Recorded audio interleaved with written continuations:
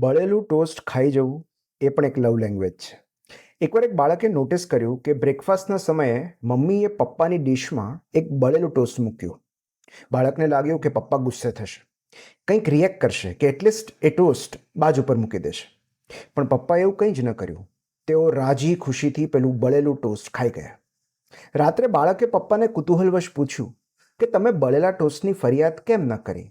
ત્યારે પપ્પાએ જવાબ આપ્યો, એક બળેલું ટોસ્ટ ક્યારેય કોઈને હર્ટ નથી કરતું, પણ શબ્દો કરી શકે છે.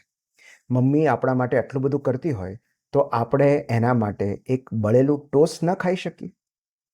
દાઝી ગયેલી બ્રેડ કોઈને દજાડતી નથી, પણ એક બ્રેડ માટે નીકળેલા શબ્દો કોઈકને દજાડી શકે છે. ટોસ્ટ કરતાં અવાજનો ટોન વધારે હાનિ પહોંચાડે છે.